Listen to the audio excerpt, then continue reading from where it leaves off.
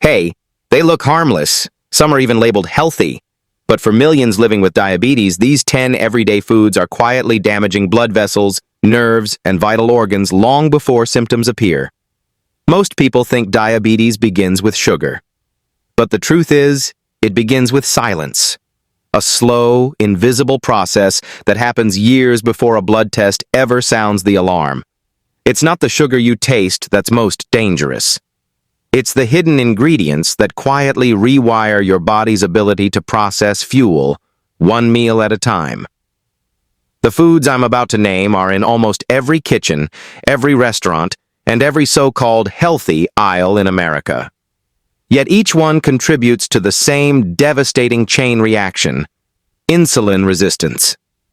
For years, people believed diabetes was caused by too much candy, too many desserts, too little exercise.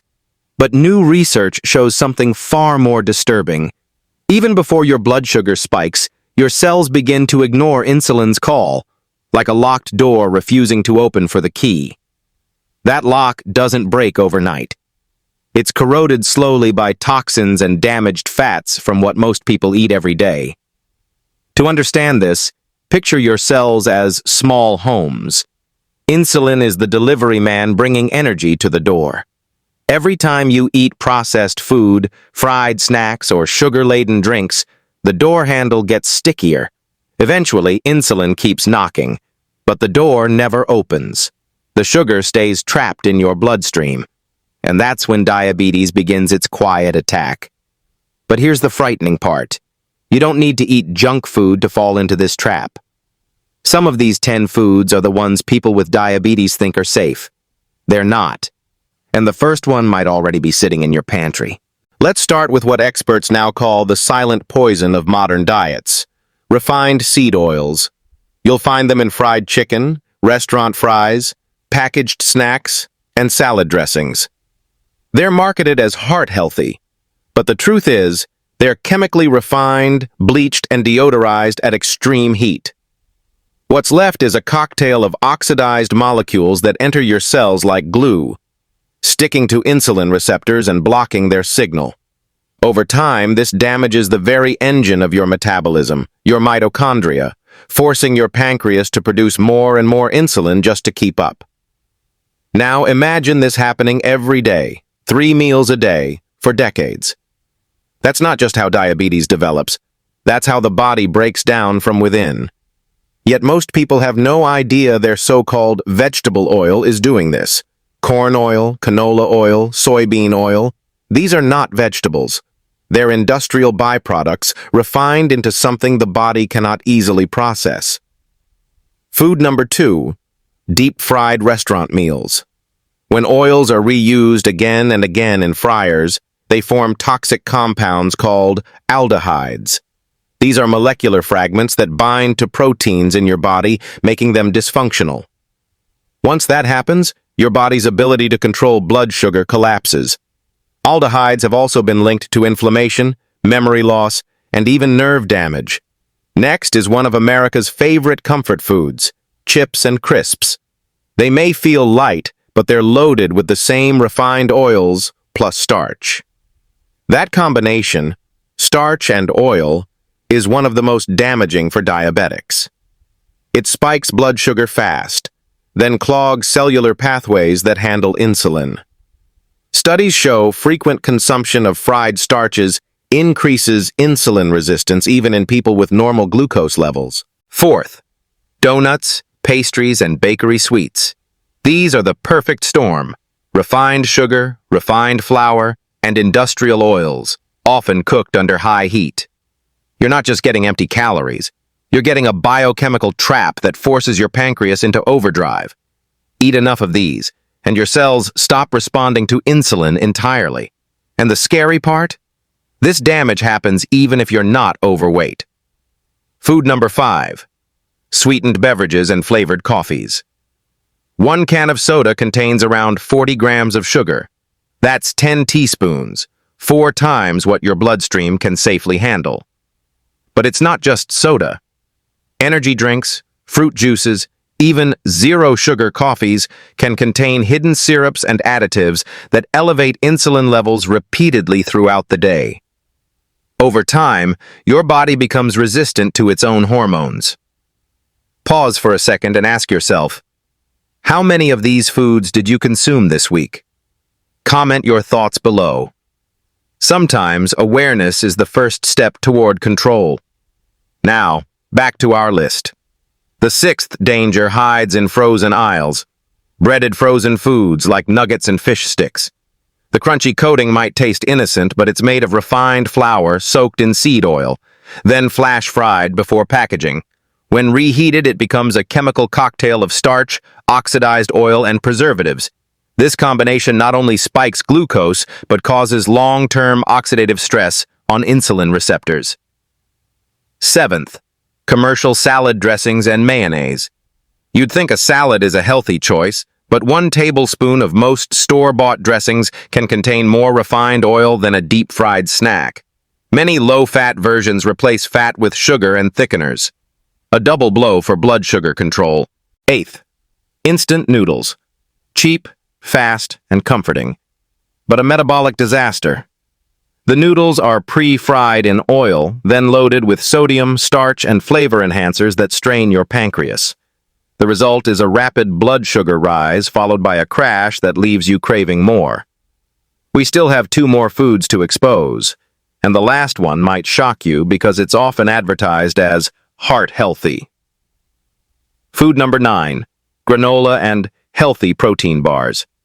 You see them lined up in grocery aisles wrapped in words like natural, wholesome, and energy. But when you flip the label, it's a different story. Most granolas are coated in syrups, brown sugar, or honey, all high in glucose and fructose. Then comes the seed oil binding it together, and finally, the crispy oats roasted under high heat. That means the healthy fats inside the oats are already oxidized before you even open the pack. The result? A blood sugar spike that feels like a sugar rush, followed by a sharp crash that leaves you exhausted, craving another bite. And if you've ever wondered why you can't stop after just 1 bar, that's not weakness. It's biochemistry. These foods are engineered to make you crave more. Now we arrive at food number 10, microwave popcorn. It's a movie night classic, but one of the most deceptive foods in a diabetic's diet. Inside those colorful bags lies a dangerous mix. Refined starch from the corn, processed vegetable oil coating each kernel, and chemical flavorings activated by heat. When you microwave it, those oils oxidize, producing aldehydes, the same cellular toxins found in deep-fried fast food. You inhale them as steam and eat them with every crunchy bite. Over time, those compounds build up, attacking your mitochondria, your body's energy factories, and impairing how your cells use insulin. At this point, you might be thinking, so what can I eat? That's the right question. Because avoiding these foods isn't just about lowering blood sugar, it's about reversing the damage inside your cells before it's too late. Let's take a step back for a second. The real story of diabetes isn't just about sugar. It's about inflammation, oxidation, and a communication breakdown between your hormones and your cells. When insulin can no longer talk to your body, everything begins to fall apart. Energy, mood, memory, immunity. This isn't a single disease. It's a domino effect that touches every system of your health. And it all begins with what's on your plate. Now, remember earlier when we said there's something brewing long before prediabetes? That's the first open loop. And here's the answer. It's called insulin resistance. It develops quietly, often 10 to 20 years before your first diagnosis. During that time, your insulin levels are already sky high, but your blood sugar looks normal. That's why so many people are shocked when they finally get diagnosed. They never saw it coming. Because the tests didn't measure insulin, only sugar. So while doctors are treating symptoms, the real fire keeps burning underneath. Every spoonful of processed starch and oil adds fuel to that fire. Every reheated fry, every pastry, every sweetened drink. But here's where the story turns. Your body isn't helpless. It's always trying to repair itself. The moment you stop feeding it toxins, your cells begin to clear out the damage. Inflammation cools down. The sticky residue clogging your insulin receptors starts to fade. Within weeks, energy returns, brain fog lifts, cravings weaken. That's the beauty of biology. It wants to heal. You just have to stop getting in its way. Now let's close the second loop, the one we left hanging about the healthy fats. The truth is, fats aren't the enemy. The wrong fats are. When you replace refined seed oils with natural fats from unprocessed sources, olive oil, avocado, nuts, and omega-rich fish, your insulin sensitivity begins to restore. Your cells start listening again. It's not about going fat-free. It's about going toxic-free. This is where the story of diabetes prevention really begins, not in a pill bottle, but in your kitchen.